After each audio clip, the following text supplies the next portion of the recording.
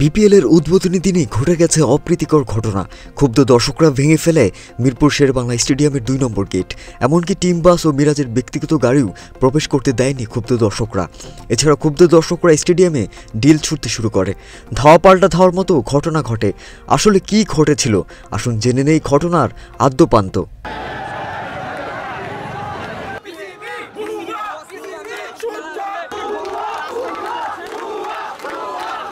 দর্শকরা দাবি করেন ভোর থেকে টিকিট কেনার জন্য স্টেডিয়ামে জড়ো হন তারা। ঘন্টার পর ঘন্টা দাঁড়িয়ে থেকেও টিকিট পাননি তারা। তবে বিসিবি আগেই জানিয়ে দিয়েছিল স্টেডিয়ামের সামনে থেকে কোনো টিকিট কেনার সুযোগ নেই, শুধুমাত্র মধুমতি ব্যাংকের কয়েকটি নির্দিষ্ট শাখা ও অনলাইনে টিকিট পাওয়া যাবে। কিন্তু দর্শকরা ক্ষুব্ধ হয়ে জানান কেন স্টেডিয়ামের সামনে টিকিট পাওয়া যাবে না।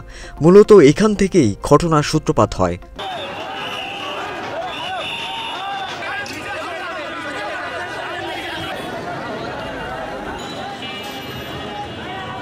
সকাল 10টার দিকে একদল ভক্ত সমর্থকরা স্টেডিয়ামের 2 নম্বর গেটে জড়ো হন। এ সময় তারা বিসিবির বিরুদ্ধে বিভিন্ন স্লোগান দিতে শুরু করেন।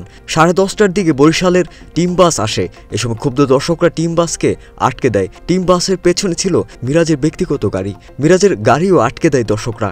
এই সময় মিরাজ তার গাড়ি স্টেডিয়ামের ভেতরে ঢুকতে দেওয়ার জন্য অনুরোধ করেন, কিন্তু দর্শকরা উল্টো তার কাছে খেলা দেখার টিকিট চান। কিছুক্ষণ অপেক্ষার পর মিরাজ বাধ্য হয়ে 2 নম্বর গেট থেকে চলে যান। পরে 4 নম্বর গেট দিয়ে স্টেডিয়ামে প্রবেশ করেন।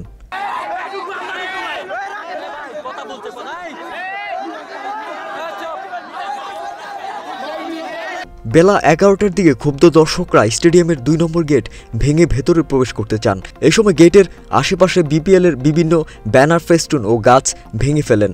গেটের কিছু অংশও ভেঙে ফেলেন দর্শকরা। কেউ কেউ স্টেডিয়ামের ভেতরে ঢিল ছুড়েন।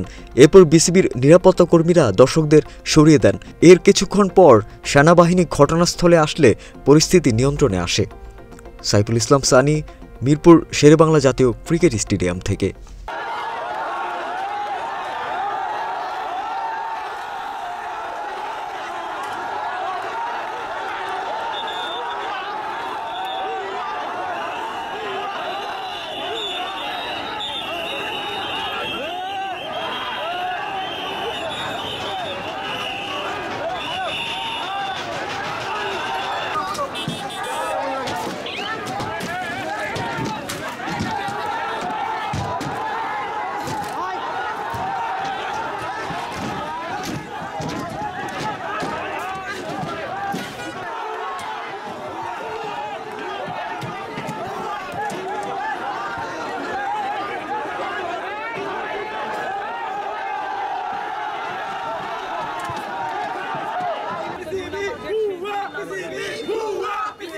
BCB!